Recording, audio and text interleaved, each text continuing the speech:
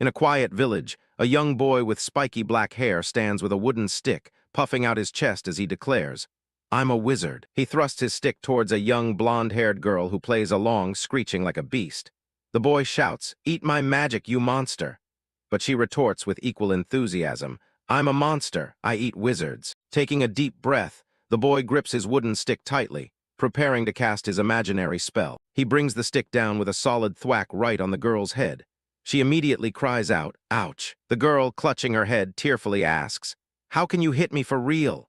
The boy looks bewildered, complaining, "Monsters are supposed to lose to wizards." Fed up, she declares, "In that case, I want to be a wizard too." As the argument continues, the girl stomps her foot, shouting, "No, that's not fair." From a short distance away, an old man with a long white beard watches them, chuckling to himself. Ho ho. The old man, flanked by two other villagers, approaches with a warm smile. "You sure are energetic in the morning, little ones." The children's faces light up as they recognize him, crying out, "Grandpa Rabbis." The boy, full of hope, quickly asks, "What do I need to do to become a wizard?" Elder Rabbis's voice replies from off-screen, stating bluntly, "You can't become one just because you want to." An imposing image of a hooded figure surrounded by a golden magic circle appears as Rabbis explains the world's hierarchy. Wizards are the apex of humanity. They're nobles and knights who inherited the ability to use mysterious powers from our ancestors. Rabbis looks at the children with a hint of pity. "So, unfortunately, you two can't become wizards." A nearby villager overhears and gently scolds him. "Elder, how could you say something like that to children?" Changing the subject, the villager's tone turns serious. He looks at Rabbis and asks, "Well, that's that. Is it true?" The elder glances back, feigning ignorance. "What is?" Looking down at the elder from a higher step, the villager elaborates with a worried expression. "I heard a monster appear." Elder Rabbis's face becomes grim, his voice low as he confirms the rumor. "It's true." The villager lets out a gasp of dismay. "Oh no." As an image of a terrifying, shadowy beast flashes by, the villager relays the details. "They say Rop came across it at the entrance last night. They said its whole body was covered in a pitch-black shadow, and it was a leopard as big as a house." A village woman pulls the little girl close, trying to soothe her fears. "But don't worry," she says, patting the girl's head. "The village chief went to the city to request for a wizard." Another villager, sweating with a forced smile, adds to the reassurance. "He'll definitely bring a wizard back and the monster will be subjugated." The first man sighs, somewhat convinced. That's a relief. A hand gently rests on the girl's head as a voice warns her sternly. "You heard that, right? For the time being, you cannot go into the forest." The hand moves to rest on the boy's wooden stick as the voice gives a final, grave warning. "You all should be careful as well. Without a wizard, killing a monster is close to impossible." A villager turns to his companion, asking, "Do all the villagers know?" The other man confirms without even looking back. "Of course." But the first villager isn't satisfied. He presses on with another question. "Then what about him?" The camera focuses on Elder Rabbis, who looks up from his staff, confused. "Who?" The villager points toward the nearby mountains, answering the elder's question. "The shepherd on Hisarul Hill." The scene shifts to a peaceful, sunny field where a young man with white hair is napping amongst his flock. He is the shepherd Turan. Turan opens his eyes, a blade of grass sticking out of his mouth. He has a look of utter boredom on his face as the wind blows through his hair. Lying back in the grass, surrounded by his bleating sheep, Turan thinks to himself, "This is so boring." He looks out at the rolling hills and his grazing flock, his internal monologue continuing.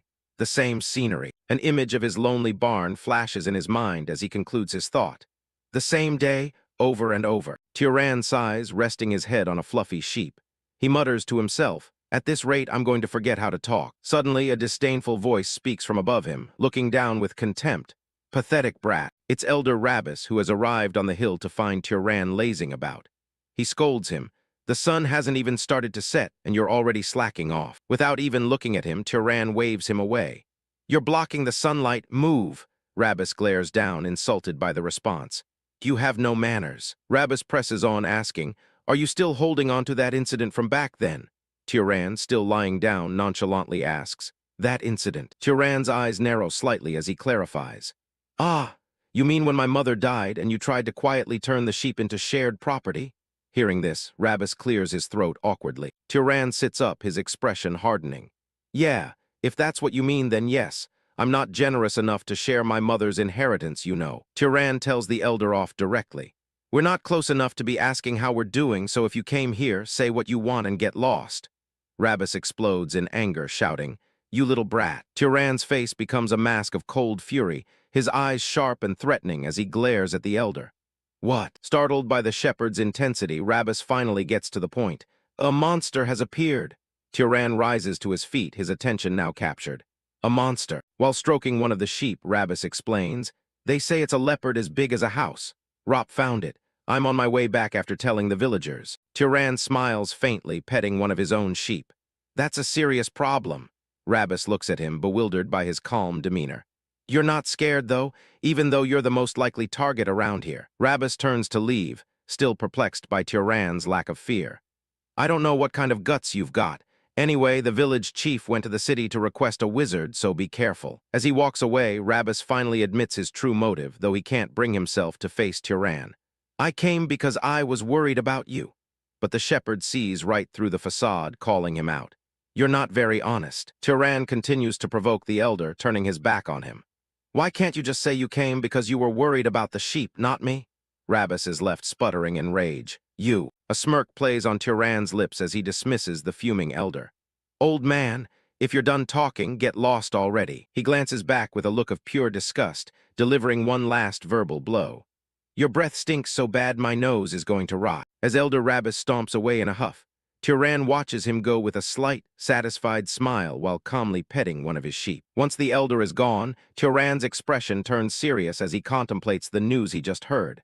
Monsters. He continues to ponder their nature, thinking to himself, beasts that wield mysterious power and magic. If humans have wizards, then beasts have monsters. Turan begins to walk through his field, a new thought occurring to him. A wizard is coming to a backwater village because of a monster, so I finally get to see a wizard in person. As he walks among his flock, his thoughts become more critical.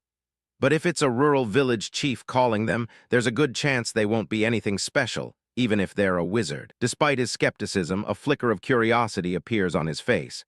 "Still, I want to see one." He wonders to himself, just how strong are they? Suddenly, Turan stops in his tracks, catching a scent on the wind. His eyes snap open wide with alarm as the smell registers. He thinks, this smell. Standing perfectly still, his senses on high alert, Turan identifies the distinct metallic scent.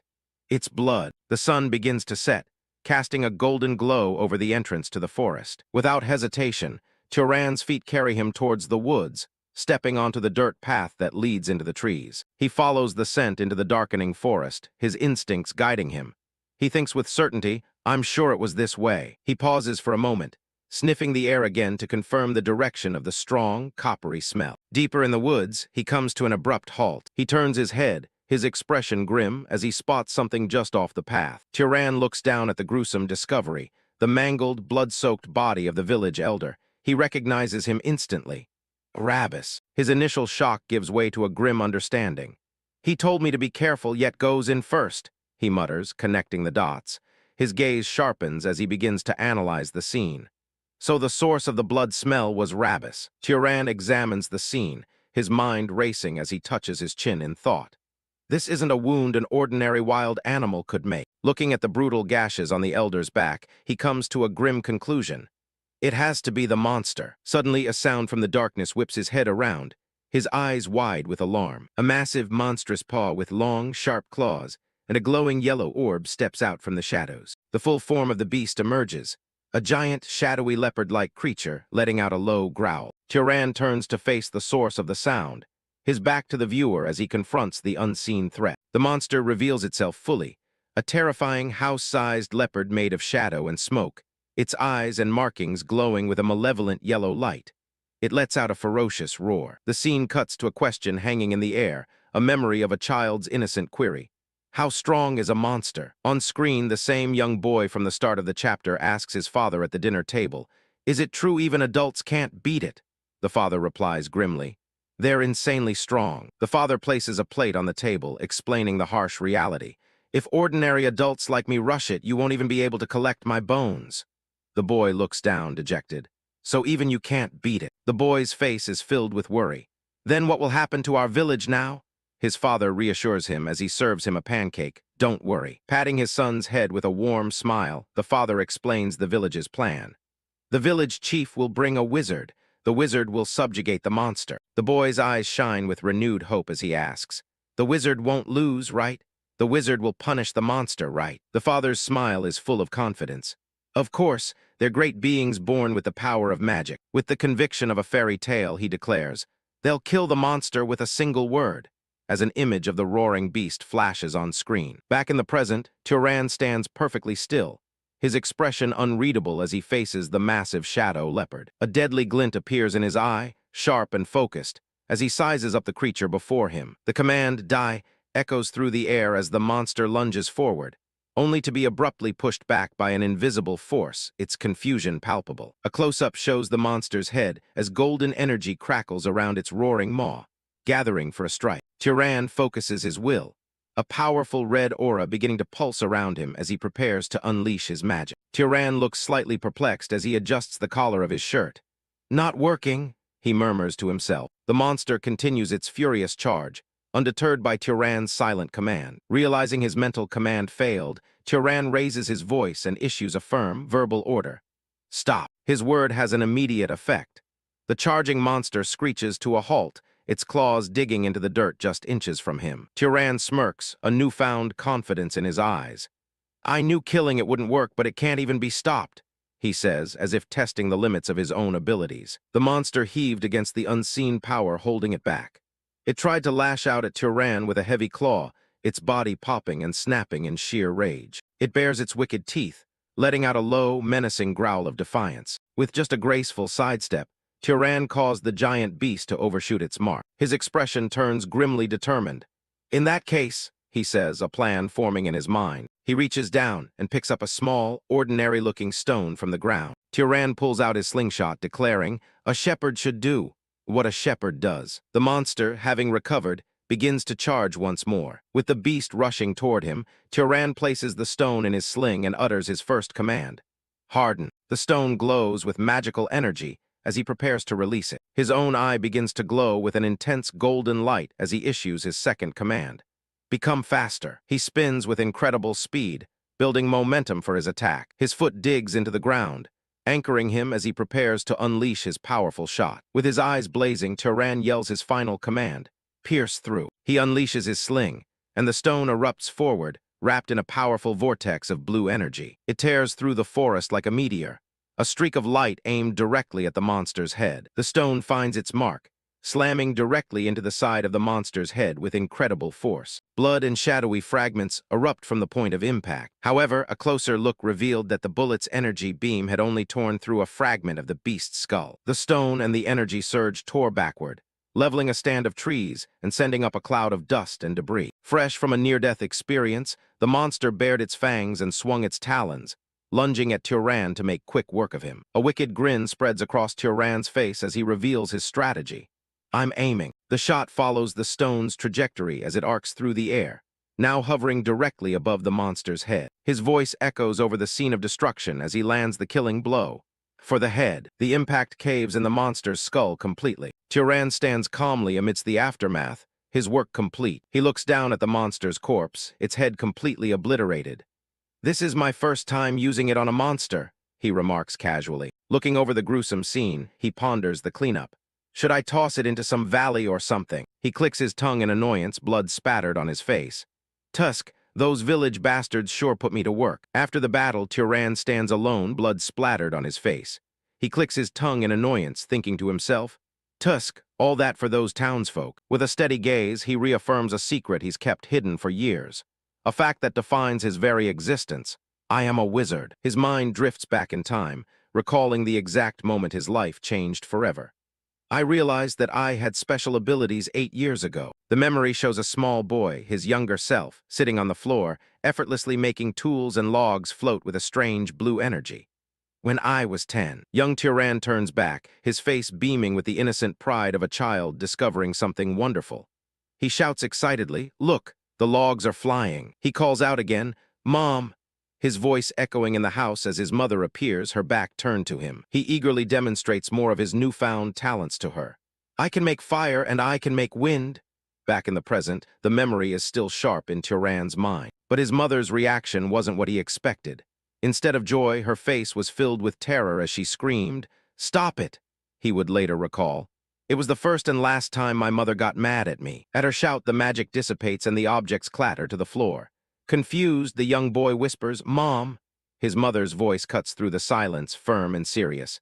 "Tyran." She kneels down in front of him, her expression unreadable. "Come and have a chat with your mother." Gently, she tilts his chin up, her eyes searching his. "You want to live with me for a long time, right?" Terrified by her tone, he can only manage a small yes. Her voice drops to a serious whisper. "Then promise me this. Promise that you won't use this power from now on." She holds his head in her hands, her face shadowed and grave as she delivers the full weight of her command. "That you will never use this power in front of other people." Young Tyran looks up, completely bewildered. "Why?" His mother begins her explanation. "Remember the story about the noble and the knight?" His eyes narrow slightly as he recalls the tale. "I remember." His mother continues, explaining the fabric of their world. "They call the people who wield this special power wizards, whether they are nobles or knights, but nobles and knights are inherently different." She tells him of their origins. Nobles are descendants of the divine people, the Freyans, who descended to save the old humans. Knights are the descendants of those nobles whose blood has been mixed with humans. He answers yes. With his confirmation, she says, "You remember." Her back is to him now as she builds to her final point. "That is why they differentiate between nobles and knights, even amongst wizards. I will tell you why you can't use this power, Tyran." Finally, she reveals the terrible secret, showing him an image of his younger self with his father. "You inherited the powers of your father, a knight." She explains the harsh reality of their world. "There are many evil nobles outside this town, the nobles who treat knights as their slaves." In his memory, his mother gives him one final, critical instruction as he looks on with innocent eyes. "So remember this. Nobody can know that you are a wizard." Her face is filled with desperate hope as she asks, "You can promise me that, right?" The scene fades to black, and the story jumps forward in time. 8 years have passed since that day. Back in the present, Tyran stands alone in his cabin, looking out the window. He thinks to himself, "I have continued to uphold the promise with my mother." He grips the curtain, his resolve hardening. The promise will not be broken. He gazes outside, content with his quiet life. "I have no desire to reveal myself as a wizard, or to descend the mountain." He is determined to live and die peacefully as a simple shepherd. Suddenly, a loud noise from outside shatters the silence, and his eyes snap open. Someone is pounding violently on his door, shouting his name. "Tyran, come out." Tyran opens the door, his expression completely unfazed by the commotion. He's met by a mob of angry villagers, led by a large, muscular man with a thick mustache and an aggressive posture. Tyran lets out a theatrical yawn, looking thoroughly bored by their presence. "So," he stands before the group and calmly repeats their accusation back to them. "You're saying I killed Rabbis?" The leader of the villagers clenches his fist, shouting, "Yes, how shameless of you." The brutish man gets right in Tyran's face, yelling the outrageous lie. "You hurt that old man, Rabbis, and threw him out to be eaten by monsters." Tyran says nothing, his expression unreadable as the villager brute grabs the front of his tunic. His eyes narrow as he sees right through their pathetic attempt to frame him. "I see why you want to frame me." The other villagers look on, confused by his calm demeanor, one of them asking, "What?" Tyran calmly lays out their cowardly motives. "The oldest man in the village died alone, instead of the young men who were too scared to fight the monster. I can see why you think this is the best way out of that." He looks at them with utter contempt, a slight smirk on his face. "That's the easiest way for you to shift blame from yourselves to me." Enraged at having his cowardice exposed, the leader of the villagers screams Tyran's name and throws a punch right at his face. But the punch never lands. Tyran dodges with ease, the villager brute's fist flying past his head. As he moves, a single thought crosses his mind. Magic is convenient. Taking advantage of the brute's own momentum, Tyran delivered a brutal headbutt straight to his face, knocking him out cold instantly. He explained his power to himself. "As long as I have a fervent desire, it will manifest, but at the cost of my mana." No sooner had the thought crossed his mind than the rest of the villagers began lunging at him from all sides. All it took was a simple, whispered command, "Fall over." A villager trips over seemingly nothing, proving Tyran's point. "I don't need to start a fire." He uses this subtle magic to aid his physical attacks, tripping another man with a swift kick. Just a little bit. He easily disarms one of the men, ensuring his interference is subtle, so that it's not obvious. He strikes another, the man crying out in pain. Tyran holds back, using just enough for them not to die. With cold determination, he moves through the crowd, his thoughts clear. I will dominate them. He weaves through the villagers, effortlessly dodging their clumsy attacks and striking them down one by one. The sounds of breaking would echo as their makeshift clubs are shattered and sent flying into the air. The leader of the mob lies unconscious on the ground. Tyran reflects, and like that for 8 years, he stands calmly amidst the bodies of the defeated villagers, finishing his thought. I have hidden the fact that I am a wizard. Looking back at the groaning men on the ground, he scolds them. You should have used that strength for Rabbis' funeral. Just then a group of women from the village appear. Tyran asks them bluntly, "Are you here to fight too?" One of them quickly waves her hands, stammering, "No, we." She finishes her sentence, "Came here to see you, Tyran." Unimpressed, Tyran remains silent for a beat before ordering, "Take these idiots down with you." Without another word, he turns and walks back into the solitude of his home. Alone again, he unties his hair, already thinking of the future complications. It's going to be chaos in the town again. They're going to use this as an excuse to rip me off when I go to trade. He sighs, already accepting the inevitable conflict. Well, fine. He grabs a fresh tunic. I can beat them up until I get a fair deal. He dismisses the thought, confident in his actions. I gave them a proper whooping, so they shouldn't be back for a... But his sentence is cut short by another series of loud knocks at his door. He stares at the door in disbelief, annoyance flashing across his face. They must be insane. The knocking continues, loud and insistent. Furious, Tyran throws the door open, ready for another fight. Who is it? Do you really want to? But standing there isn't another villager. It's a tall, imposing stranger dressed in traveler's clothes, a sword at his hip. The man's rugged appearance, complete with a beard and a scar, tells Tyran this is no ordinary visitor. Startled, Tyran asks, who are you? The stranger, Kjorn, speaks politely. Excuse me, I thought I could ask for a favor in my travels, but I must have caught you at an inopportune moment. Tyran pauses, his mind racing. A traveler? This is highly unusual for their remote village. Trying to appear normal, Tyran replies, Ah, no, I apologize. A few uninvited guests just came here moments ago. He immediately worries if his polite tone was convincing enough. My mother taught me manners, but was that proper enough? I never talked nicely to anyone in that pathetic town, so this feels awkward. His thoughts drift to the man's weapon. Anyway, a traveler with a sword in this sleepy old town. This is definitely strange. Forcing a friendly smile, Tyran offers, If you're looking for an inn, but the man's stomach growls loudly, interrupting him. Tyran lets out a small sigh, his resolve softening. He makes a decision and steps aside, inviting the stranger into his home. Come in. He quickly prepares a meal for his unexpected guest, laying out a generous spread of bread, soup, cheese, and sausage on the table. Tyran apologizes, saying, We're not well off, so we don't have much. But the traveler, Kjorn, digs in heartily, exclaiming, Oh, but this is a feast. The man looks up from his food, intrigued. You surprise me, though. You've never met someone from outside the town? Tyran simply replies, That's right. Tyran explained his peaceful life. I was born and raised on this hill and have lived as a shepherd all this time. As he spoke, Kjorn took a sip of water. Tyran added, It's also rare for this small town to get tourists. The traveler's eyes narrow slightly, a glint of suspicion appearing as he studies Tyran. Unaware of the scrutiny, Tyran calmly takes a sip from his own cup. Kjorn watches him for a moment longer before speaking a single word that catches Tyran completely off guard. Interesting.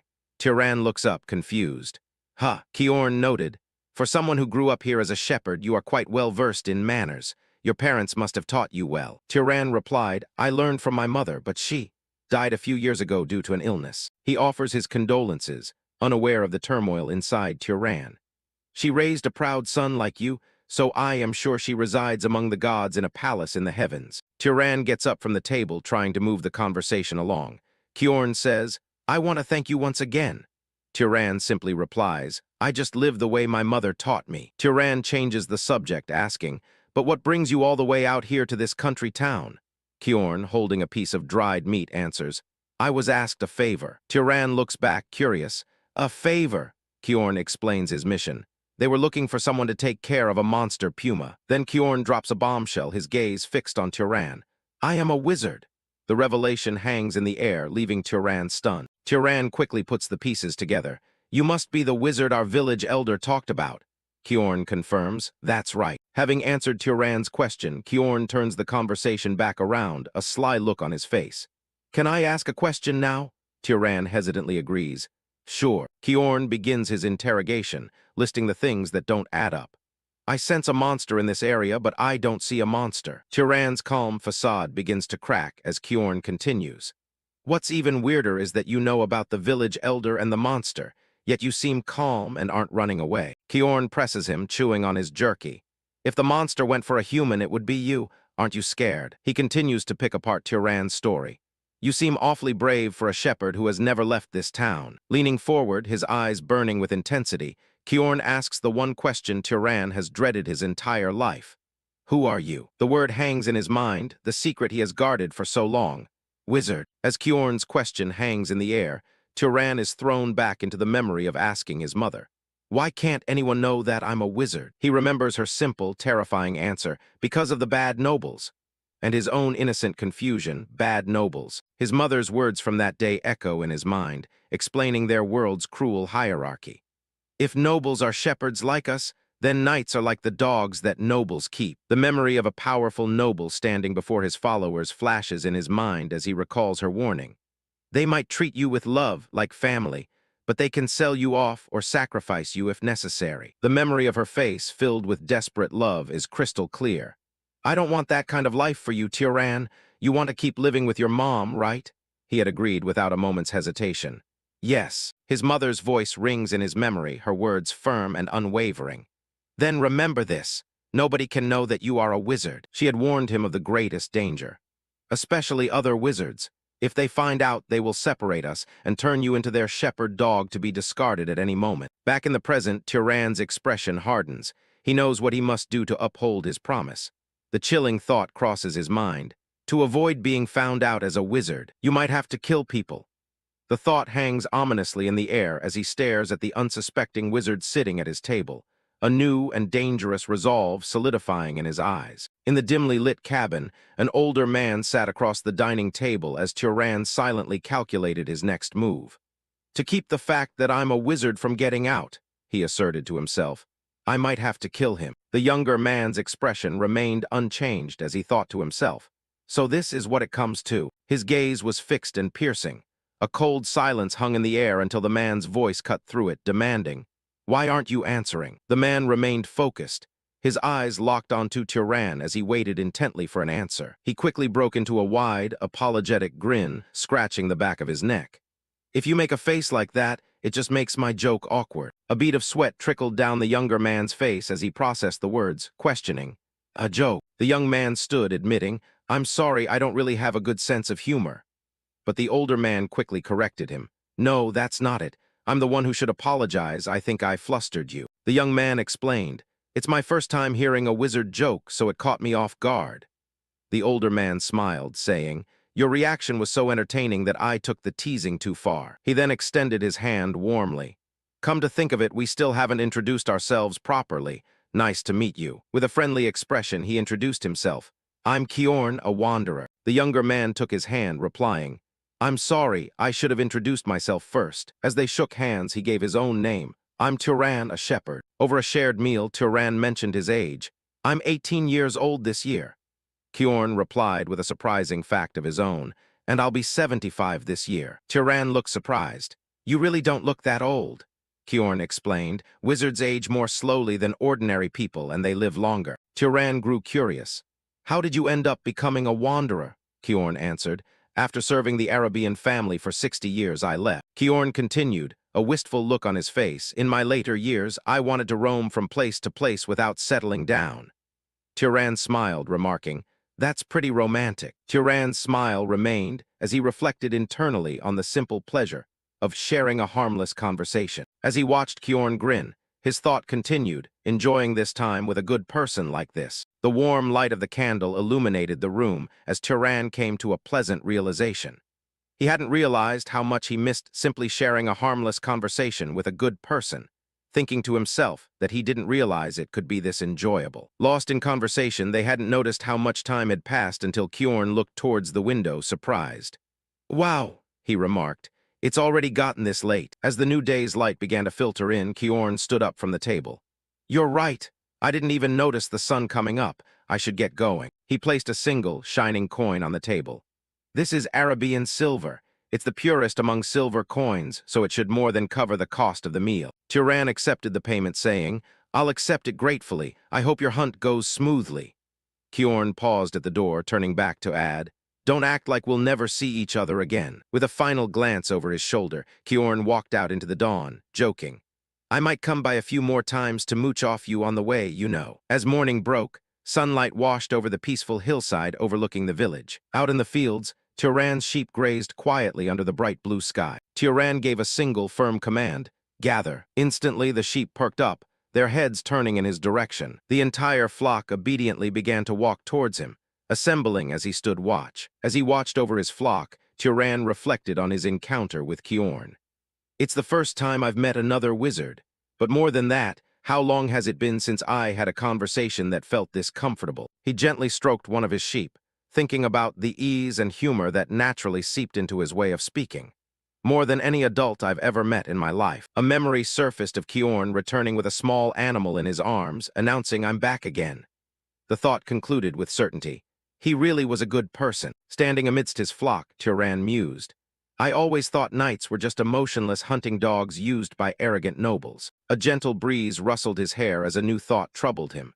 Anyway, how do I tell him? The scene shifts to Kjorn as he begins to head into the forest, while Turan is still wondering how to tell him that there are no more monsters left on Hisarul Hill. Kjorn suddenly came to a halt. A wave of unease washed over him as he muttered to himself, that's strange. He surveyed the area, noticing the signs of destruction. There are traces of a battle, but I can't feel a monster's presence. His eyes followed a strange mark high up on a massive tree, making him wonder, was the monster already hunted? He looked down from the tree to a spot on the ground where a faint light glowed, questioning, who in the world hunted it? Did the village chief leave it to another wizard besides me? After a moment of thought, Kjorn let out a sigh of relief. Either way, it's a relief. If someone killed the monster and made things safe, that's all that matters. Suddenly, Kjorn's eyes widened in alarm. A jolt of energy sent a shiver down his spine. He whipped his head around, alerted by a sudden, menacing presence behind him. From the dark earth, a monstrous clawed hand with a glowing yellow eye on its back began to emerge. A grotesque beast, a horrifying mess of teeth, flesh, and blood, burst forth with a terrifying roar. The creature towered over him, its shadowy form radiating malice. Kjorn stared in disbelief, recognizing the beast. A monster's. His face paled, sweat beading on his forehead as he questioned aloud, who would do something like this? Without warning, the wraith's massive clawed hand swiped down towards him. Kjorn reacted instantly, a blast of energy from his hand meeting the creature's attack head-on. As he dodged another blow, his mind raced. If you don't absorb or disperse the mana from a dead monster's corpse, the monster turns into a wraith like this. A wizard who hunts monsters couldn't possibly not know that. He launched himself into the air, narrowly avoiding another savage strike from the wraith below. Flipping midair, he concluded, so the one who killed this monster was definitely a wizard. Then why did they leave it to become a wraith? Landing safely, he watched the creature warily. Did they not know it becomes a wraith if you don't absorb the mana? He immediately dismissed the idea. No, a novice knight who doesn't even know something that basic couldn't have killed a monster like this in the first place. He began to gather golden energy into his hands, wondering, then, did they have some other intention? His face hardened with grim resolve as an arrow of pure energy coalesced in his hand. No matter what it is, he declared, I must destroy it. He unleashed a powerful beam of light, sending it hurtling directly towards the monster. But to his shock, the beam dissipated just before hitting its target, causing no damage at all. Kjorn stared in disbelief. My magic was nullified. Does that mean that monster's mana is vastly stronger than mine? In the blink of an eye, the wraith vanished into a black mist. It disappeared, Kjorn exclaimed in shock. He frantically scanned the forest on high alert. Is it trying to counter magic with magic? Where is it? A dark, shadowy substance began to creep and bubble up from the ground right behind his feet. A shadowy tendril shot out from the ground, lashing at Kjorn like a whip. He blocked the attack, but the force of the blow sent him reeling, blood flying from his arm. Clutching his wounded arm, Kjorn realized the direness of his situation. This isn't a level a mere knight can contend with. At the very least, you'd need to be a lower-ranked noble to have a chance. He was thrown back by another brutal attack, his body skidding across the forest floor. Gasping for breath, he thought, to think I'd run into a monster wraith of this caliber in some remote mountain village. You really never know what life will throw at you. He stood firm before the looming beast, a sense of resignation settling over him. So this is as far as I go. He grit his teeth, sweat pouring down his face, but a determined smile spread across his lips. Clenching his jaw, he vowed, I'm not going to die obediently. Even if I die, I'll take you with me. Golden mana flared to life in his hand. I'll concentrate all my mana into my hand. If I stab it directly the moment it lunges at me. The wraith charged forward, its massive claws ready to tear him apart. With a defiant roar, Kjorn prepared to meet the attack head-on, his hand glowing with immense power. He leaped into the air, aiming his final, desperate attack at the heart of the beast. But just as he was about to strike, a small, brilliant spark of blue light appeared between him and the monster. The beam of light streaked directly toward the giant beast, easily tearing a massive hole through the wraith's body and sending a powerful shockwave rippling throughout the forest. Blown back by the force, Kjorn landed hard, his face a mask of utter shock and disbelief. He looked up to see the grotesque wraith still reeling before it came crashing down to the ground with a deafening thud. A calm voice cut through the chaos from behind him. Are you all right? Kjorn could only manage a startled gasp in reply. Kjorn turned to see Tyran walking towards him, casually remarking, a shepherd's joke is pretty startling too. Kjorn's eyes widened in utter disbelief as he gasped the young man's name. Tyran! Meanwhile, Tyran continued to close in, clutching his slingshot as he stepped into the clearing. The pieces clicked into place for Kjorn. So you were a wizard, he stated, his voice a mix of shock and revelation. Tyran simply confirmed it. Yes, sir. Standing in the misty clearing, Kjorn questioned him directly. Why didn't you tell me? Tyran remained silent. Kjorn then changed his line of questioning. No, let me change the question. Why did you help me just now? You could have just walked away. A slight, enigmatic smile touched Tyran's lips as he began to answer. Because. The scene flashes back to their conversation in the cabin, the head of a wolf lying on the floor between them. In the flashback, Tyran had asked, Why are you going this far? Kjorn, confused, replied, What do you mean? Tyran elaborated, I don't know what the village chief promised you, but with your skill, I feel like you could earn a lot more money more comfortably. Kjorn simply let out a small laugh. Kjorn then said, They're pitiful people. Tyran, looking up at him, asked, In what way? Kjorn explained his reasoning, living out here on the frontier, trembling in fear without even basic protection. Tyran countered, That isn't your fault, is it? Looking at Tyran with conviction, Kjorn stated his philosophy. A wizard is, by nature, someone who inherited the power of a god. If so, then we should live with pride in protecting powerless commoners. He smiled warmly, adding, Well, not every wizard thinks the way I do. Everyone has their own thoughts and their own way of living. Back in the present, a genuine smile spread across Tyran's face as he remembered Kjorn's words. He repeated Kjorn's sentiment with a happy expression. Doesn't everyone have their own way of living? The wraith, recovering, slammed its fist into the ground, sending Kjorn flying back. As Tyran rushed towards him, Kjorn shouted a warning. Listen carefully. It's not a level we can handle. He continued urgently. It's a monster you can't fight unless you're at least a noble. Go tell the village chief this immediately and help them evacuate. Kjorn turned back to face the terrifying creature, his hand igniting with fire as he yelled. I'll hold it here. Even as a torrent of energy continued to surge from his hands, Kjorn understood his dire situation all too well. Bracing himself, he thought, I talk big, but I don't know how much longer I can hold out. But Tyran's calm voice cut through his thoughts. It's okay. Kjorn could only respond with a confused, what? Tyran pointed to a glowing blue mana stone on the ground, explaining, If that attack landed just now, I think it'll be okay. Kjorn, bewildered, asked, What are you talking about? Kjorn stared at Tyran in stunned silence, his mind racing. Is he saying that attack wasn't his full strength? A young knight hiding out in the mountains can hunt a wraith that even nobles have to deal with. A profound realization hit him. In that moment, the veteran knight Kjorn thought to himself, his eyes wide with shock. His internal monologue continued, acknowledging the gravity of the situation. What he's seeing right now isn't just some small connection he happened to make in a rural village. As stones began to levitate, glowing with blue energy, he knew this was far more significant thinking. Nor is it the reckless bravado of a young knight who ran from nobles. An immense torrent of blue mana erupted from Tyran, swirling around him with incredible power. Kjorn understood then that this scene before his eyes could be the beginning of a wizard who will turn the world upside down. As Tyran met his gaze with a confident smile, he spoke, his voice calm amidst the raging power.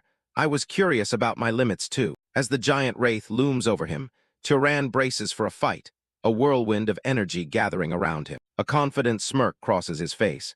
He wasn't afraid. In fact, he was excited, admitting, I was curious about my limits too. But Kjorn appears, his hands blazing with power, yelling, I won't allow you to do it. No matter how outstanding your talent is, that thing is a tough opponent. He insists we have to join forces. But his plea is cut short as the Wraith lunges at an unprepared Tyran. In an instant, a massive wave of energy erupts from Tyran, blasting the creature back. Kjorn watches in disbelief, his own magic fatting from his hand. He thinks to himself, no, right now, I'd only get in the way. I couldn't even react to that last attack. Clenching his fist, he accepts his current powerlessness. At this moment, I'm not any help, he thinks. What I need to do now. As another, even more immense, torrent of power explodes from Tyran, Kjorn realizes his purpose. His true mission is make Tyran's talent bloom. But even with all this power, Tyran grits his teeth in frustration, muttering, damn it. His attack slams into the Wraith but doesn't leave a scratch, sending him flying backward. It's not working, he says, landing hard. From the sidelines, Kjorn shouts the critical piece of information Tyran is missing. You can't kill a Wraith with physical attacks. The creature stomps towards him, its immense size blocking out the sky. Tyran looks up and asks the obvious question, then how do I kill it? Kjorn immediately gives him the answer, shouting as Tyran reaches out a hand. With fire. As Tyran's eyes widen in understanding, Kjorn adds another option, or lightning. A moment later, a feeble fireball flickered and dissipated harmlessly on the Wraith's shoulder. But Tyran looks away, completely unimpressed, statting flatly, it's not working. From off-panel, Kjorn yells back, that's not the point. Kjorn realizes the boy is missing the absolute basics of magic. He thinks in a panic. To apply a wizard's power to another living being, establishing proper causality is a basic requirement. Don't tell me he doesn't even know the most basic common sense of a wizard. His eyes go wide as a shocking thought occurs to him. Could it be? The pieces fall into place, and the unbelievable truth dawns on Kjorn. He realizes he was the one who killed the monster and left it alone to become a Wraith. So that means Tyran has never absorbed mana in his life. Watching Tyran battle the monster, Kjorn analyzed the boy's clumsy technique with a look of utter shock. He wondered in disbelief, how is he already this powerful? Before shouting out a tip. Don't just light a fire, manifest it first and then shoot. Just as he hit the ground after the monster's attack, Tyran immediately regained his balance, preparing for a counterattack. Following Kjorn's advice, a vortex of fire erupted right in the palm of his hand. Kjorn watches from a distance, thinking to himself that while making a fire isn't hard for a wizard, controlling fire requires separate training. But Tyran effortlessly creates a massive spiral of flame, shocking Kjorn, who can only think. He can do it immediately. He digs his feet into the ground, bracing for the spell. With a powerful downward thrust, Tyran unleashes the flame. The Wraith is immediately engulfed in a roaring inferno. Flames rage, consuming the creature's spiritual body. Kjorn shouts desperately, keep your mind focused. You have to keep pouring mana into it so the fire doesn't go out. As Tyran stands surrounded by fire, Kjorn continues yelling instructions. You have to burn everything about the Wraith away. Tyran's expression hardens with concentration, his eyes glowing as he focuses his power. The intense blaze finally burns out, leaving nothing but scorched earth behind. Looking at the clear sky, Kjorn crosses his arms with a look of profound relief and declares, we won. He reflects on the battle, thinking, that was an absurdly strong Wraith. A Wraith you'd need at least noble-class power to fight. His eye widens, the sheer impossibility of it all hitting him. But he took it down. Tyran stands over the creature's dissolving remains, asking, is it really over now? Kjorn can only stare in wonder, thinking, a shepherd from the mountains did it. Kjorn walks over to the smoldering corpse and gives his next lesson. If you don't want to meet another Wraith, absorb the mana first.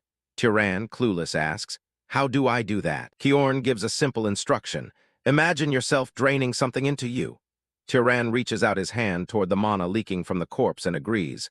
All right. Tyran closes his eyes, a peaceful, satisfied smile spreading across his face as he experiences the sensation of mana for the very first time. At his command, a vibrant green aura, the Wraith's leftover mana, begins to rise from the creature's dissolving remains, drawn toward his outstretched hand. He holds out his hand, and the mana from the dead Wraith flows towards him, gathering in a glowing green orb. As he absorbs it, his eyes glow with a vibrant green light, reflecting the raw power he's taking in. The mana courses through his entire body like a web of energy, illuminating him from within. Kjorn flinches, his eyes wide in disbelief at the sheer volume of mana Tyran is absorbing. As Tyran clenched his fist, feeling the surge of overwhelming energy, Kjorn explained, you'll feel a certain sense of pleasure.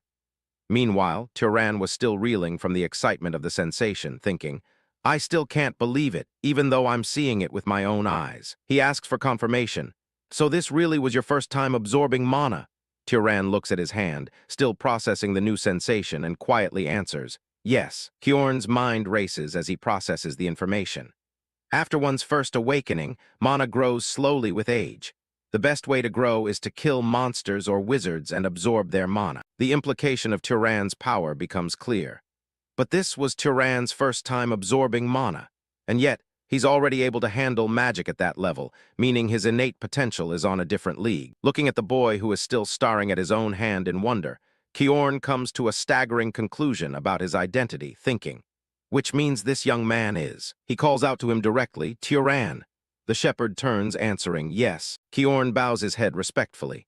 I've been very rude to you. May I ask which house you belong to? Turan lets out a small, amused smile. He calls out, Kjorn, to which the older man replies, yes. Instead of answering the question, Turan pointed to Kjorn's arm, which was spraying blood like a faucet, and said, wipe your blood off first. Kjorn looked down at his wound as if just noticing it, muttering a dazed, ah. Later, inside a rustic cabin, Kjorn tends to his now bandaged arm. As Turan organizes his medical supplies, Kjorn apologizes profusely. Pardon me for my rudeness. For me to make someone so esteemed as yourself to do something like this, I can only apologize. Turan dismisses the formal apology. I've told you many times that I'm not someone esteemed. I'm just a shepherd who doesn't even know who his father is. He gives Kjorn a sharp look, demanding, so please stop it. Kjorn immediately yields, saying, all right, don't glare at me like that. Outside, sheep graze peacefully around the cabin as Kjorn poses a question. But why would a powerful wizard like you be a shepherd? I don't mean to belittle you, but it doesn't seem like it suits you. Back at the table, Turan provides a simple, solemn answer. It was my mother's request. She told me to do this right up until the moment she died. Kjorn, taken aback, repeats, your mother's request. Turan stands and walks toward the window, continuing to recount his mother's final words. She said, below the mountain there are nobles. If it's revealed that you're a wizard, you'll only be used by them and then thrown away. Kjorn looks at Turan and acknowledges his mother's fear. She was wise, he says, to which Turan can only reply with a confused, huh. Turan admits, I'm surprised since I thought you'd call it overprotective parenting. But Kjorn shakes his head, explaining, your mother wasn't entirely wrong. He continues, his expression growing serious. Wizards have great power, and great power inevitably brings conflict. Just 20-some years ago, there was a major war between great noble houses. The scene flashes back to a brutal, fiery battlefield as Kjorn recounts the history.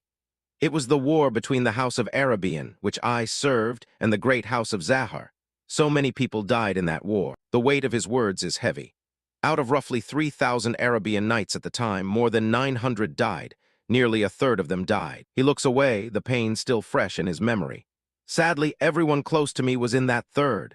Turan looks on, his expression shifting as he understands the gravity of Kjorn's past. Images of fallen knights fill the screen as Kjorn lists his losses.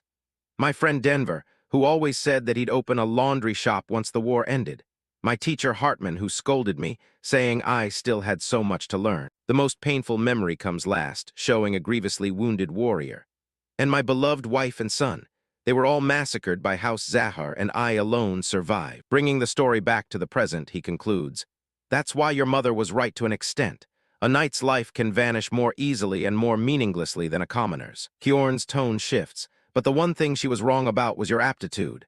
Turan looks up, intrigued. My aptitude. Kjorn leans forward, admitting, it's embarrassing to say this while I'm in such a state, but I'm a knight with fairly good skill. Yet you easily destroyed the monster's wraith that even I couldn't bring down. He drives the point home, telling Turan, your potential isn't merely that of a knight. At minimum, your noble level. He sits back, delivering his final assessment with certainty, and among them, at least upper-tier aptitude. Turan looks down, processing the weight of this revelation. Turan looks up, a hint of confusion and hope in his eyes. My mother said my father was a knight. Was that a lie? Kjorn explains. On rare occasions, a child worse than a knight is born among nobles, or a noble-class child is born among knights. With this, Kjorn stands and offers his advice. In that sense, I think it would be better for you to leave this hill and go out into the world. Turan simply asks, why? From a view overlooking a large town, Kjorn gives his reason. Because we humans need more nobles and knights. Humans still aren't the complete masters of the world. Kjorn suddenly remembers who he's talking to and apologizes. Oh, sorry, I keep forgetting you don't know much about magic. He then explains a key concept, illustrated by a glowing, ornate heart.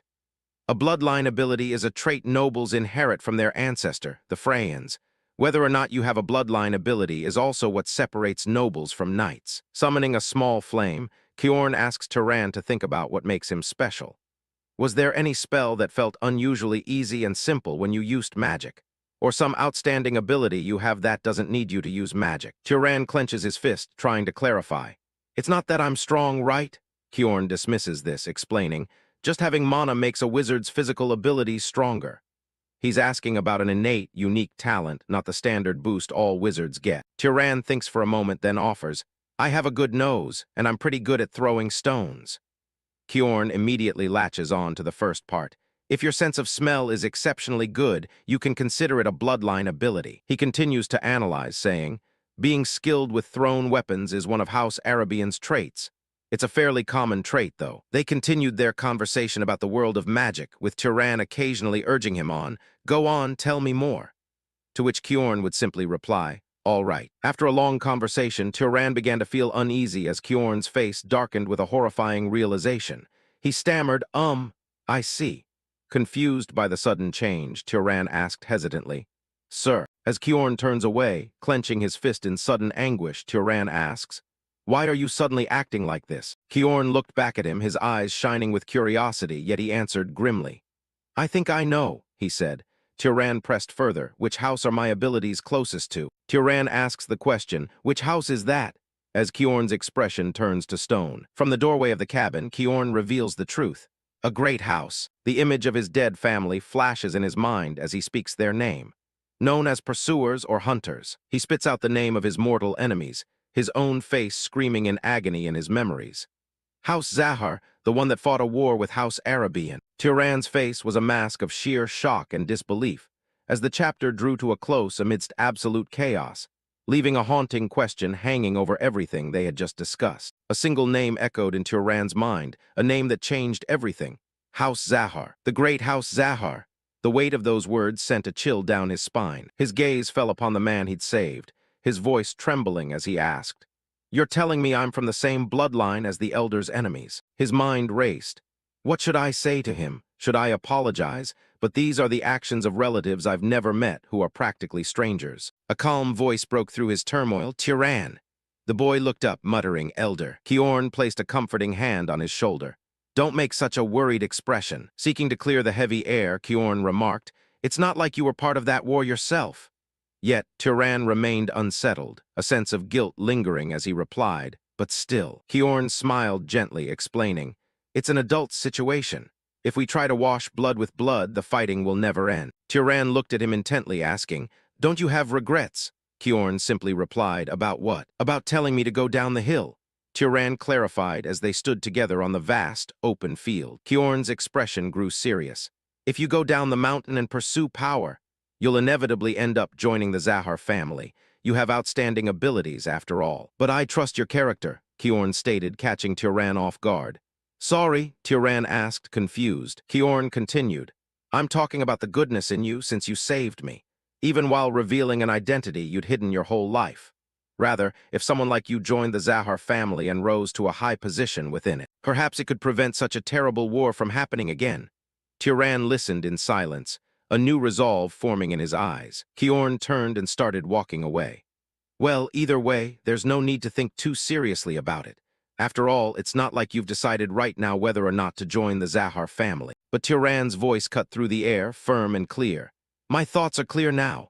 Kjorn stopped, turning back with a curious ahem. Looking directly at the elder, Tyran declared with a small smile, I want to try going down the mountain. A proud smile spread across Kjorn's face as he said, It's good that you've thought it through, but Tyran cut him off, but not right away. I'll head down once your injury heals, elder, Tyran promised. Kjorn was touched by his kindness.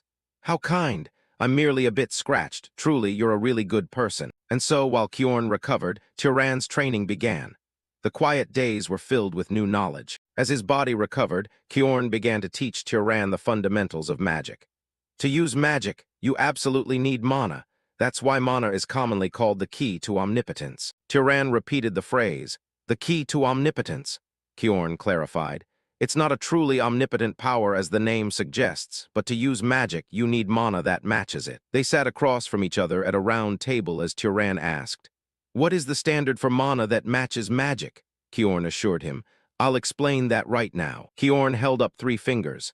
The difficulty of magic is largely determined by 3 factors. First is bloodline, second is affinity, and third is causality. The first one, bloodline, is determined by the bloodline you were born with, he explained.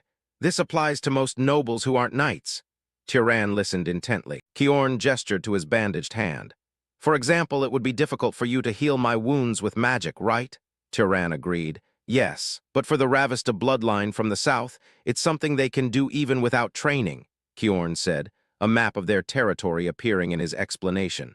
That's a power that comes from bloodline. Tyran then asked, what about the second one, affinity? Kjorn replied, you can also think of it as familiarity. Kjorn continued, it's the concept that a mage can more easily perform tasks that they prefer or are used to. Tyran immediately made the connection. Like how I made a fireball as if I was throwing a rock. Correct, Kjorn confirmed, standing up from the table. Probably if you had simply made flames, you wouldn't have achieved that speed or firepower. He then leaned over a mug of water, his tone becoming more serious.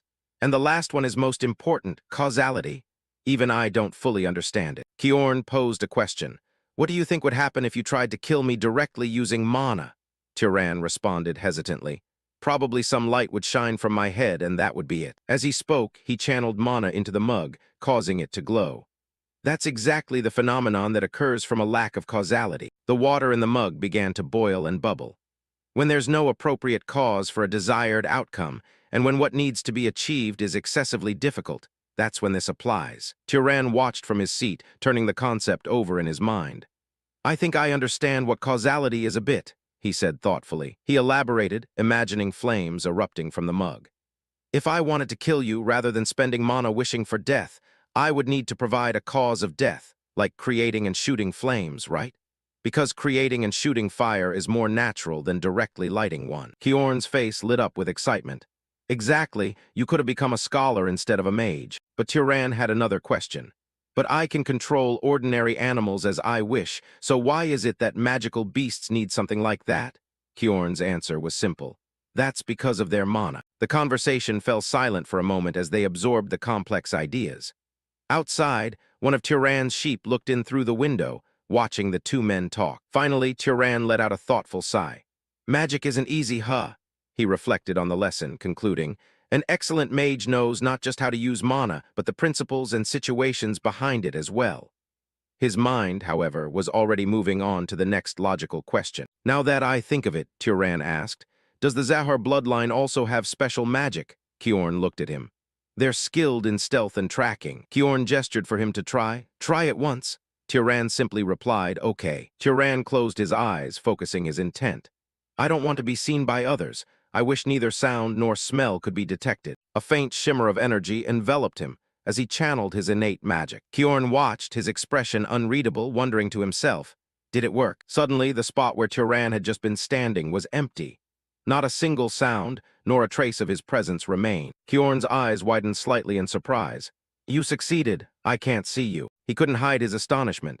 A slight twitch in his jaw, the only sign of his shock. The room was still, the sunlight casting long shadows across the floor where Tyran had vanished. Then, just as quickly as he disappeared, Tyran reappeared, the light distorting for a moment as he materialized back into existence. Tyran clenched his fist, feeling the residual power. Kjorn remarked, it's been a while since I've seen it, but it's still a frightening ability. During the war, the Arabian knights feared that ability most. Kjorn looked at Tyran, a mix of awe and caution in his eyes. This seems like an unfairly powerful ability, but keep in mind it's not invincible. Kjorn turned to him, ready to continue the lesson. Now then, I'll teach you a few magic training methods. Tyran looked puzzled. Aren't you teaching too much to an enemy family's mage? You saved my life and even treated me, Kjorn reminded him. Tyran listened, his expression softening. And didn't I tell you? Kjorn placed a hand over his heart, his gaze steady and sincere. I trust your character. With Kjorn mostly healed, Tyran traveled to the nearby village to settle his affairs, where he was met with a shocked outcry from the guild official. What, you're selling the sheep and leaving? Turan stood his ground, now a young man with a traveler's pack and a newfound confidence. The official continued to rant. Then who's going to do the shepherding from now on? How can you just decide something like that without consulting us? Turan just smiled coldly. You guys should figure out how to find a shepherd yourselves. How does it matter to you what I do with my belongings? He gave the trembling villagers a final ultimatum. Anyway, I hope you'll buy the sheep at a fair price. Otherwise, I'm going to release them all and leave. He added with a chilling smile, you're free to capture them, but you'll probably have quite a hard time doing it. The other villagers looked to their leader, one of them stammering, V-Village? Chief. The village chief weighed his options, gritting his teeth. This bastard is someone who keeps his word. There's nothing that will come from irritating him. Defeated, he reluctantly handed over a pouch of coins. Fine, I get it. With his business concluded, Turan walked away with Kjorn, who dismissed the entire ordeal with a wave. Leave or stay, do whatever you want. As they walked, Turan brought up a loose end. Now that I think of it, those villagers, they still owe you compensation after everything. Should I go collect it? Kjorn shook his head. I had no intention of receiving it, and it was you who caught the magical beast, wasn't it? Turan smiled, accepting the answer. All right, then now. They reached a crossroads at the edge of the forest. We must part ways here. Kjorn faced Turan and explained his decision. I'm sorry for declining your offer to travel together. I feel more comfortable being on my own. Turan politely waved his hand. It's really no problem at all. Then, with a slight bow, he added, Thank you for everything, Elder. With a gentle smile, Kjorn said his farewell. Turan, take care. Turan smiled back warmly. Elder, I hope we can meet again with smiling faces. And so the boy watched Kjorn's retreating figure for a long time, as the old knight walked away. Only later did he realize why he didn't want the old knight to speak to him formally. A flashback to his childhood, happily running through the fields with his mother.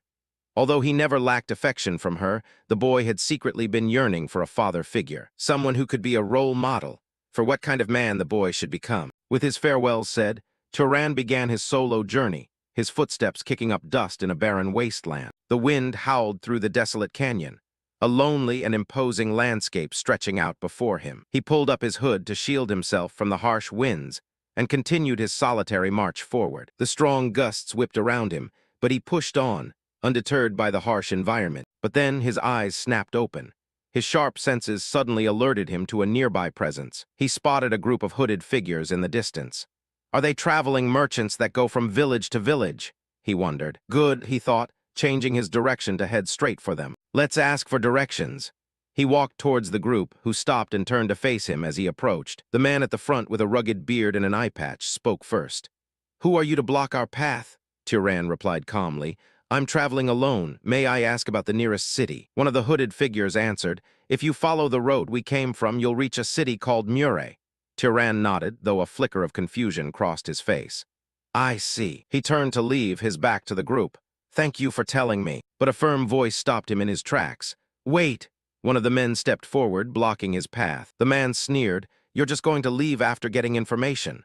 Turan replied simply, What? His eye narrowing, Turan asked, Then... The man's smile widened. If you receive something, you should give something in return. Suddenly, the sound of steel being drawn filled the air as the men surrounded him, their swords pointed. The leader demanded, First, take off that bulging bag. Turan glanced at the menacing figures. Bandits, one of them cackled from behind him. So what if we are bandits? The one-eyed bandit leader laughed heartily, resting his sword on his shoulder. Let's call it recklessness. This is a wasteland where no one would find it strange if someone died, right? The point of a blade pressed against Turan's throat. Take off your bag and cloak while we're being nice, the bandit threatened. Killing you and stripping you down would get unnecessarily bloody and take a lot of work. Turan's expression remained calm. I see, bandits who even kill people. His thoughts drifted back to his conversations with Kjorn in the quiet cabin, their lessons on magic filling his mind. He remembered the feeling of the fireball taking shape in his hands. The principles of causality Kjorn had so patiently explained. He recalled Kjorn's words, the weight of his trust, and the path that lay before him. A slow, predatory smile spread across Turan's face, his eyes gleaming with a dangerous light. I'll have to use you guys for practice. Surrounded, Turan let a grin spread across his face, thinking to himself, Guess I'll use you guys for practice. The bandits let out a contemptuous scoff at his attitude. Turan's words were drowned out by the bandits' mocking laughter.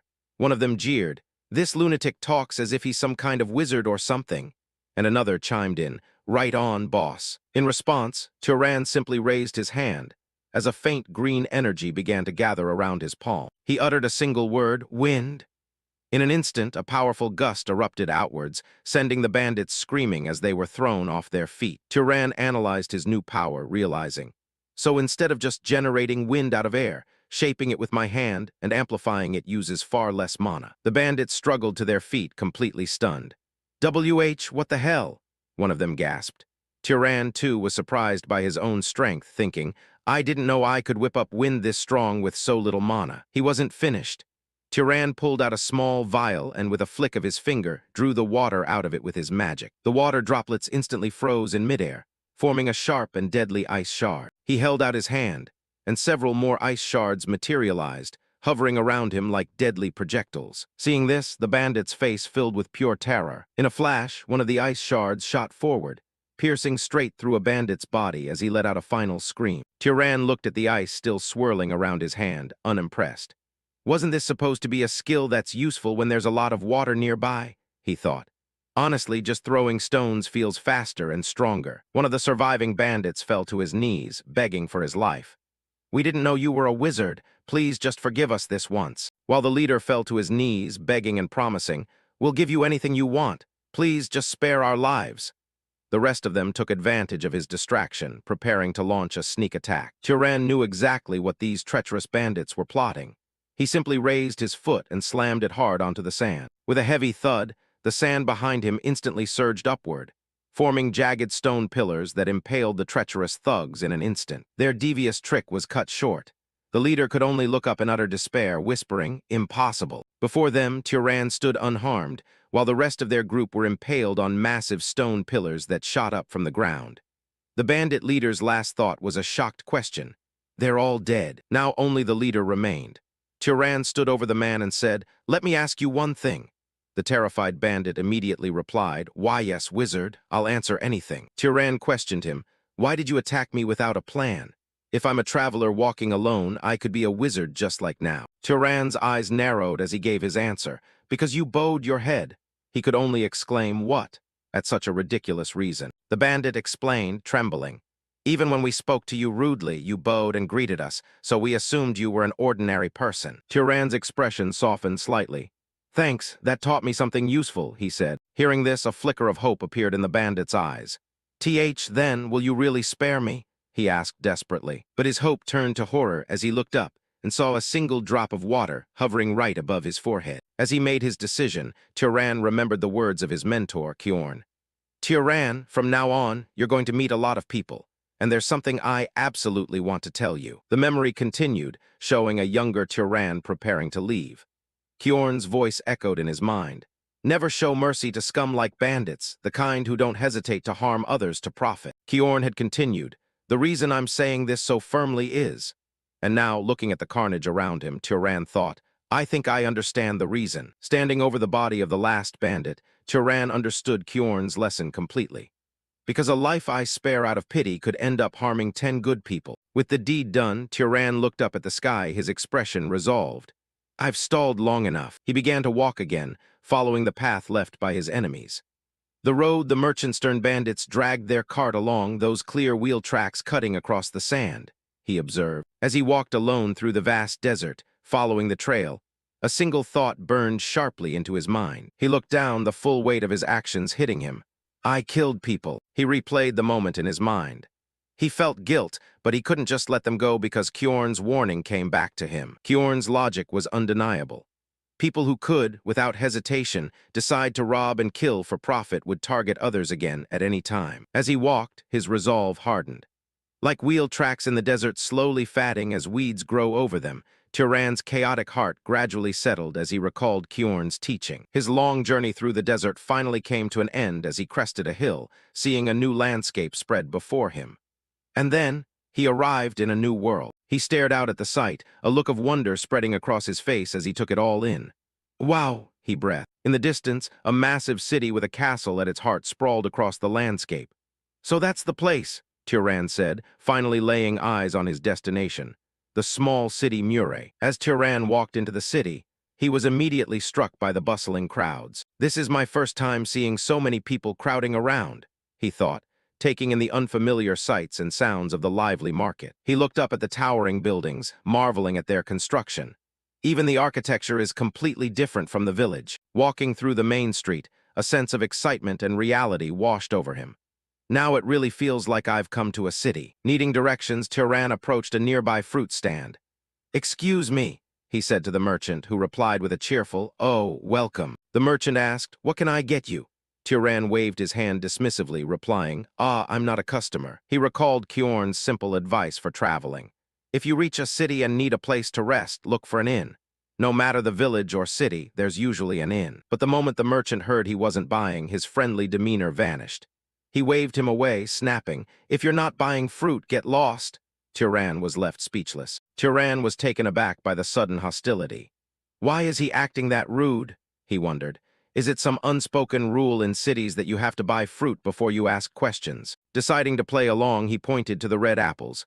"How much is this?" The merchant answered flatly, "2 dupit." Tyran repeated the price, "2 dupit." The merchant noticed his confusion and added, "You look like an outsider, so you probably don't know what that is. Paying with other coins is fine too." Tyran dropped a coin into the merchant's hand. "Where can I find the inn?" he asked again. This time the merchant was happy to help. "Go straight down the road behind the Cape shop, then turn left. You'll see it with a blue roof." As Tyran left, the merchant added one last detail. "That place is the biggest inn in the city."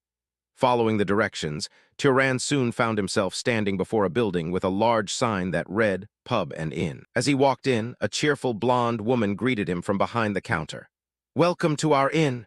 The nameplate introduced her as the inn staff, Lena. Lena's eyes lit up as she saw him. "You're a handsome guest," she complimented.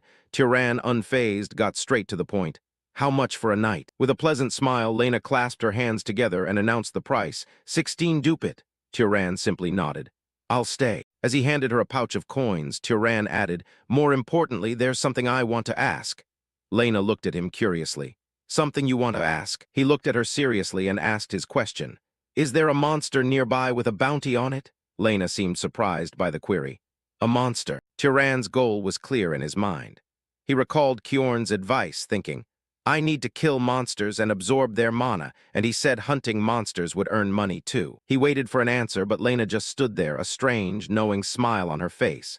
Growing impatient, Tyran muttered, "Why aren't you answering?" She finally spoke up, her voice sweet, "Sir." Lena led Tyran over to a wall covered in notices. "There's no such thing as free in this world," she stated plainly. After taking a seat at a table, Tyran looked up from his drink. "City Hall?" he questioned, unfamiliar with the term. He asked Lena, who was wiping down the counter, "What's that?" She leaned over the table with a playful smirk. "You don't know about city halls? Wow, you really are from the countryside," she teased. Lena explained, "City halls are where they handle various public affairs. The officials who work there are employed by the city's lord." She continued, "It's probably closed since the sun's already down.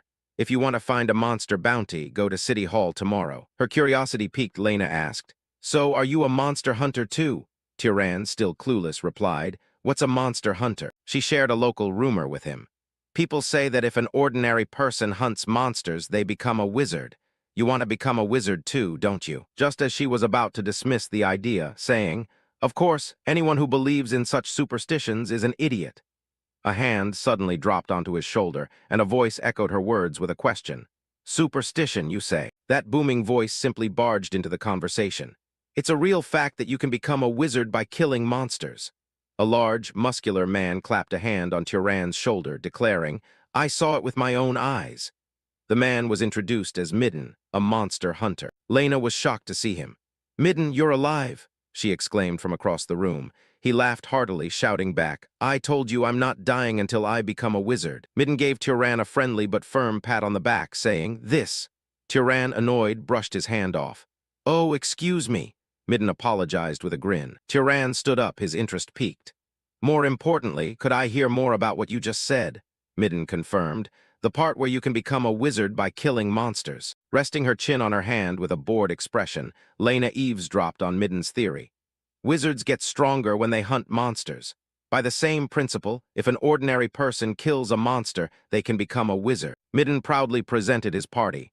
"The 4 of us are hunting monsters to become wizards," he declared, his friends cheering in agreement. Yes, yes. Tyran looked surprised. Then does that mean someone among you is already a wizard? Midden laughed. No way. In this city there are only the Lord's wizard and 3 under him. Suddenly the conversation shifted toward Tyran. But you said you hunt monsters. Midden sized him up from head to toe. If that's the case, your gear is way too shabby. Don't you have a weapon? I do, Tyran replied, pulling out a simple leather sling. Midden looked at it. Oh, a sling? Judging by how worn it is, you've used it a lot. Tyran confirmed its use. That I have. It's good for firing something about the size of an egg quickly. Midden nodded, a thoughtful look on his face. With that, you could easily hunt rabbit or fox monsters. That seemed to seal the deal for Midden. Actually, we were just saying we wished we had one more shooter, he said with a grin, then made his pitch directly to Tyran. Any interest in hunting with us? Tyran gave a slight smile and politely declined the offer. No, thank you, though. Later that night, Tyran lay in his new room at the inn, thinking to himself, there's no reason I have to hunt together with them. He stared at the ceiling, sighing as he reflected on the day's events. What a chaotic day. He glanced over at his pack, the reality of his journey sinking in.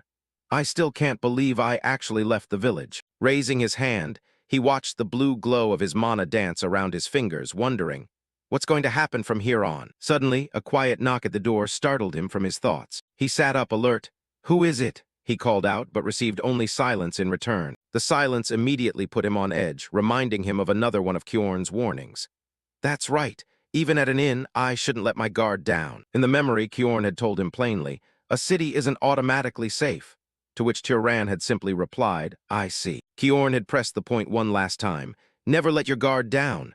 And Tyran had promised, understood. Back in the present, Tyran took the warning to heart, gathering a ball of mana in his hand as he cautiously approached the door. He slowly cracked the door open, peering through the small gap with a guarded expression. His eyes widened in shock at who he saw standing on the other side. It was the innkeeper from downstairs.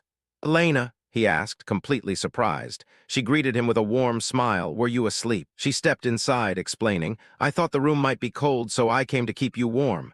Tyran could only stare, utterly confused. What? He asked her, what do you mean by that? In response, Lena just gave him a suggestive smile and began to untie the ribbon of her dress. With a sly smile, the inn-maid Lena looked up at Tyran and asked, what do you mean by that? Tyran stood by the door, his expression unreadable as he replied, it's exactly what it sounds like. Confused, Lena repeated his words back to him. It's exactly what it sounds like. She took a step closer, making her intentions clear. For a small amount of money, I'll do whatever you want. Tyran, however, remained unmoved. What if there's nothing I want? Lena moved in closer, touching his chest as she whispered, don't lie.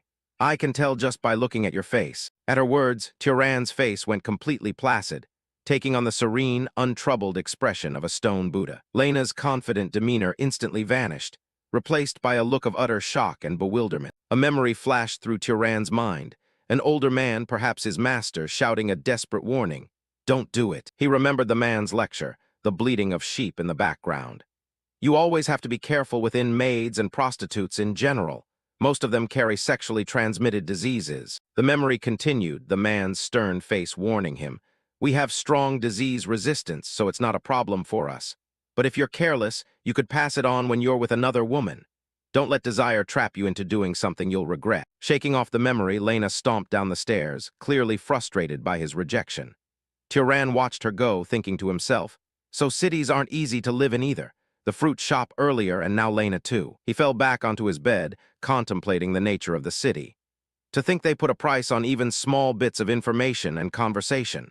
Cities really are pretty cold-hearted. Meanwhile, in another room, one of the hunters had a question for his boss. Boss, I've got something I'm curious about. As the group headed upstairs, the young hunter asked, why were you trying to bring that guy along earlier? Honestly, he didn't look like he'd be much help. Thanks to his enhanced hearing as a wizard, Tyran caught every single word of their conversation. The leader smirked as he explained, that's right. With a cocky mouth like that, he'll make the perfect bait for monsters. But then, his demeanor softened as he revealed his true intentions. It's because he reminds me of myself when I was young. Hearing he hunts with a weapon like that made me worry. The man, monster hunter Midden, smiled genuinely. If he's at least next to me, I figured he might survive a little longer. His subordinate could only sigh, seriously, you're too good-hearted, boss. Back in Tyran's room, As he reflected on that conversation, a faint smile played across his lips while he lay in the dark. Well, his earlier cynicism began to fade, replaced by a newfound warmth. Maybe the city isn't all that cold-hearted after all. Thanks for watching, and stay tuned for the next video.